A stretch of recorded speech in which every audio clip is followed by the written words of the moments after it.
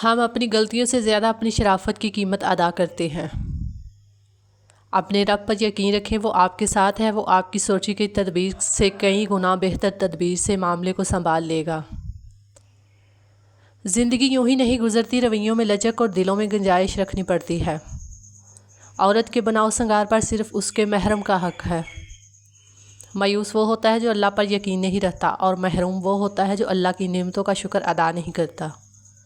اور زندگی میں کچھ پیغام ایسے بھی ہوتے ہیں جو کہ ہر خوشی میں یاد آ جاتے ہیں۔ اللہ کی محبت انسانوں سے محبت کرنے سے عطا ہوتی ہے۔ جو اس کی اشرف تخلیق سے پیار نہیں کرتا، وہ خالق سے محبت نہیں کر سکتا۔ حضرت علی رضی اللہ تعالیٰ عنہ نے فرمایا، محنت کا پھل، مصیبت کا حل اور آنے والا کل سب اللہ کے ہاتھ میں ہے۔ اللہ جل جلالہ صبر شکر ادا کرنے والوں سے بہت محبت کرتے ہیں۔ وہ سب یوسف علیہ السلام کو کنویں کی گہرائی میں پھینکنے پر راضی ہو گئے، لیکن اللہ نے انہیں تخت پر بلند کیا۔ اس لیے ہمیشہ یاد رکھیں، ہوتا وہی ہے جو اللہ چاہتا ہے، لہٰذا اس کی مخلوق سے مت ڈریں بلکہ صرف اللہ سے ڈریں۔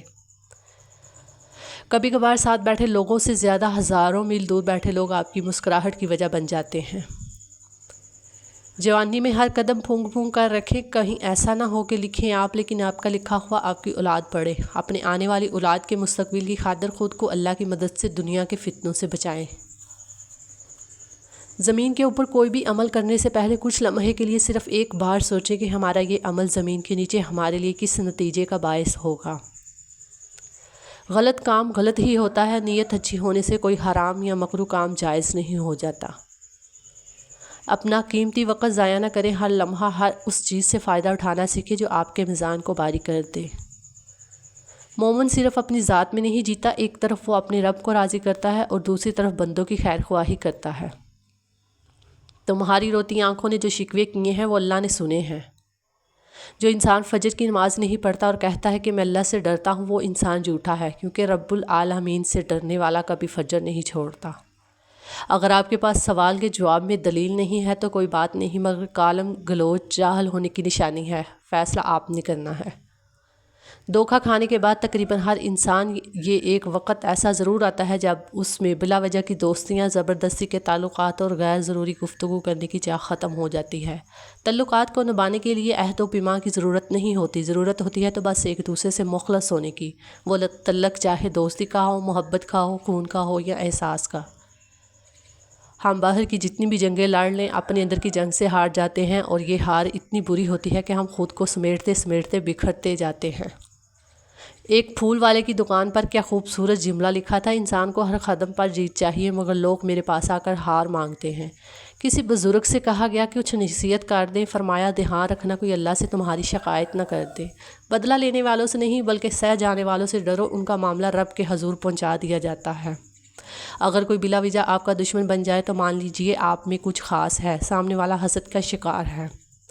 رشتے توڑنے کا مشورہ تو کوئی بھی دے سکتا ہے، مگر رشتے جوڑنے اور نبھانے کی ترکیب کوئی باشعور شخص ہی دے سکتا ہے۔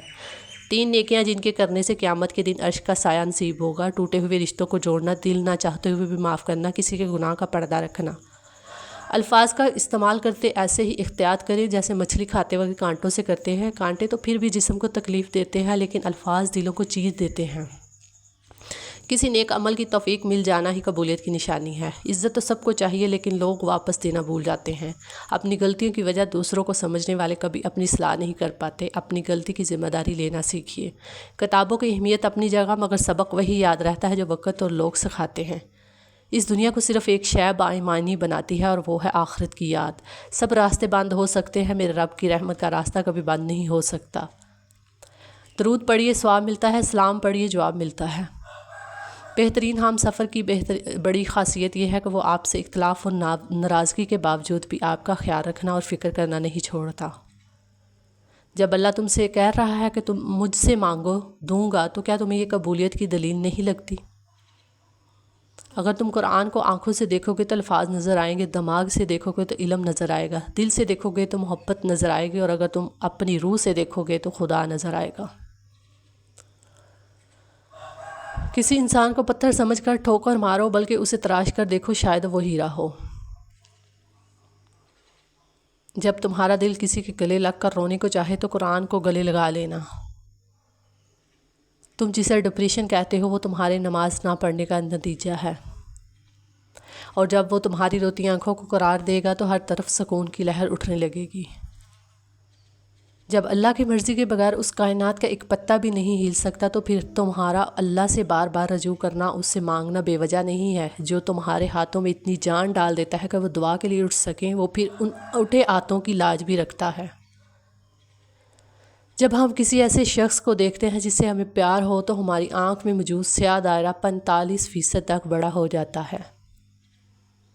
کچھ رشتے اللہ تعالیٰ خود ختم کرواتا ہے تاکہ ہماری زندگی خراب نہ ہو سکے۔ بے شک وہ جو کرتا ہے بہتر کرتا ہے۔ جس کو تم سے محبت ہوگی وہ تم کو فضول اور ناجائز کاموں سے روکے گا۔ انسان کو اس کے حالات نہیں خیالات پریشان کرتے ہیں۔ حالات تو وقت کے ساتھ بدلتے رہتے ہیں لیکن خیالات کو بدلنا آسان نہیں ہوتا۔ دوا چاند کو 2 ٹکڑوں میں تقسیم کر کے اپنی جگہ سے سرکا سکتی ہے۔ تمہیں لگتا ہے کہ وہ تمہارا مقدر نہیں بدل سکتا؟ جو دعا حضرت موسیٰ علیہ السلام کے لیے سمندر کو 2 حصوں میں تقسیم کر سکتی ہے۔ اللہ تمہاری زبان کو مانگنے کی ہمت تب دیتا ہے جب وہ تمہاری دعاؤں پر راضی ہونا چاہتا ہے۔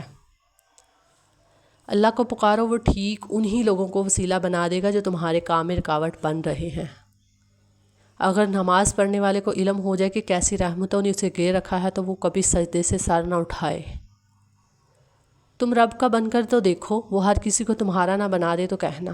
اچھے انسان کی سب سے پہلی اور سب سے آخری نشانی یہ ہے کہ ان لوگوں کی بھی عزت کرتا ہے جن سے اسے کسی قسم کے فائدے یا مفاد کی توقع نہیں ہوتی۔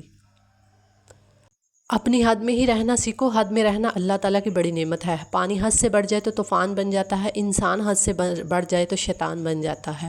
جب کوئی دنیاوی طور پر اونچے رتبے والا شخص آپ کو کہہ دے کہ میں آپ کے ساتھ ہوں تو آپ تسلی میں آ جاتے ہیں، لیکن جب اللہ رب العالمین آپ سے کہہ رہا ہے میں صبر کرنے والوں کے ساتھ ہوں تو آپ اس کو معمولی کیوں سمجھتے ہیں؟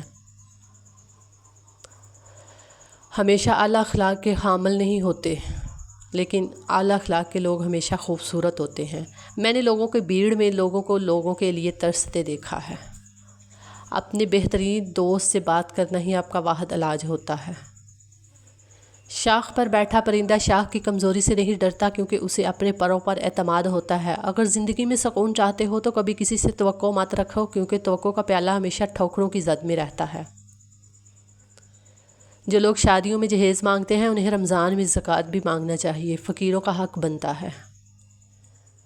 جب نصرت الہی پر کامل یقین ہو جائے تو مومن کے دل میں مخلوق کا خوف ختم ہو جاتا ہے۔ دوسروں کی مدد کرنے کے لیے ضروری نہیں کہ آپ بہت طاقتور اور امیر ہوں، صرف رحم دل ہونا ہی کافی ہوتا ہے۔ غصہ وہ سزا ہے جو ہم کسی اور کی غلطی پر خود کو دیتے ہیں۔ آسانیاں تقسیم کیجیے ورنہ مشکلیں جمع ہو جائیں گی۔ شکوے بہت عزت دار ہوتے ہیں، سب سے نہیں ہوتے وہ اور سب کے سامنے بھی نہیں ہوتے۔ اچھی تربیت تو گھروں سے ملتی ہے، اونچے اسکول صرف تعلیم دیتے ہیں۔ تمہاری تنہائی تمہیں جس طرف مائل کرتی ہے بس وہی تمہارے اندر کی حقیقت ہے۔ اتنی کوشش ضرور کیا کریں کہ کوئی آپ کی وجہ سے رب کے سامنے نہ روئے۔ ہم سب کسی کے لیے ایک مثال اور کسی کے لیے ایک سبق ہوتے ہیں، ہم سب پرفیکٹ نہیں ہوتے۔ ہو سکتا ہے آپ کے پاس بانٹنے کے لیے کچھ نہ ہو لیکن شکر کرنے کے لیے کچھ نہ کچھ ضرور ہوگا۔ تکلیف میں صبر سے کام لو کیونکہ سونے کو آگ سے آزمایا جاتا ہے اور مومن کو تکلیف سے۔ اللہ کے نزدیک وہ حلال مال دولت بھی پاکیزہ اور قابل قبول نہیں جس میں سے زکوٰۃ صدقہ خیرات ادا نہ کیے جائیں۔ جب رب راضی ہونے لگتا ہے تو بندے کو اپنے عیبوں کا پتہ چلنا شروع ہو جاتا ہے اور یہی اس کی رحمت کی پہلی نشانی ہوتی ہے۔ جہاں دوسروں کو سمجھانا مشکل ہو جائے وہاں خود کو سمجھا لینا بہتر ہے۔ مشکل دستک دے تو خوف زدہ نہ ہو، آگے بڑھ کر دروازہ کھول دے کیونکہ کامیابی ہمیشہ مشکل کا بیس بدل کر آتی ہے۔ ماں سے کبھی حساب مت کرنا ورنہ تم پر عزت کے سارے دروازے بند کر دیے جائیں گے۔ شام ڈلے ایک ویرانی سے ساتھ میرے گھر آ جاتی ہے، مجھ سے پوچھو اس کی حال ہے جس کی ماں مر جاتی ہے۔ ماں ایسا لفظ ہے جو دونوں ہونٹوں کے ملائے بغیر ادا نہیں کیا جا سکتا۔ ماں موت سے نہیں ڈرتی، اسے مرتے وقت یہ ڈر ہوتا ہے کہ اس دنیا میں اس کے بچوں کو اس جتنا پیار کوئی نہیں کرے گا۔ ذرا سی چوٹ لگے تو وہ آنسو بہا دیتی ہے، اپنی سکون بری گود میں ہم کو سلا دیتی ہے۔ کرتے ہیں خواہ ہم جب تو چٹکی میں بلا دیتی ہے، ہوتے ہیں خواہ ہم جب تو دنیا بلا دیتی ہے۔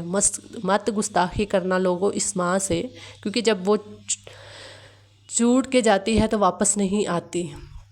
حضرت موسیٰ علیہ السلام اپنی ماں کی وفات کے بعد اللہ تعالیٰ سے ہم کلام ہونے جا رہے تھے کہ راستے میں ٹھوکر لگنے سے گرنے ہی لگے تھے کہ غیب سے آواز آئی، اے موسیٰ سنبھل کر چل، اب تیرے پیچھے دعا کرنے والی ماں نہیں ہے۔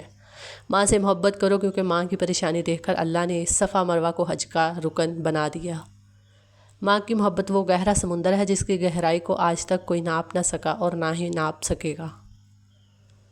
خوبصورتی کی انتہا دیکھی جب مسکراتے ہوئے میں نے اپنی ماں دیکھی۔ اگر تمہاری ماں تمہارے غصے کی وجہ تم سے بات کرتے ہوئے ڈرتی ہے تو پھر تم افسوس کرو، کیونکہ تم نے اپنے ہاتھوں مغفرت کا دروازہ بند کر دیا۔ ماں کی عظمت اور بڑائی کا ثبوت اس سے بڑھ کر اور کیا ہوگا کہ رب کریم جب انسان سے اپنی محبت کا دعویٰ کرتا ہے تو اس کے لیے ماں کو مثال بناتا ہے۔ میری ماں میرے لیے دعا کرتی ہے، اس لیے تو راستے کی ہر ٹھوکر حیا کرتی ہے۔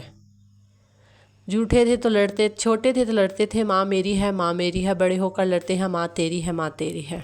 مجھے محبت ہے اپنے ہاتھوں کی تمام انگلیوں سے، نہ جانے کون سی انگلی پکڑ کر ماں نے چلنا سکھایا ہوگا۔ ہر مشکل آسان ہوتی ہے جب تک زندہ ماں ہوتی ہے۔ گود سے گود تک ہر بات سکھاتی ہے ماں، ہر روز ایک نیا لفظ بناتی ہے ماں۔ زندگی کے سفر میں گردشوں کے دھوپ میں جب کوئی سایہ نہ بھی ملتا تو یاد آتی ہے ماں۔ وہ معاشرہ جلدی ہی تباہی سے دوچار ہوتا ہے جہاں لوگ صرف اپنی ذات کا نفع سوچتے ہیں۔ کبھی کبھی برا وقت آپ کو کچھ اچھے لوگوں سے ملوانے کے لیے آتا ہے۔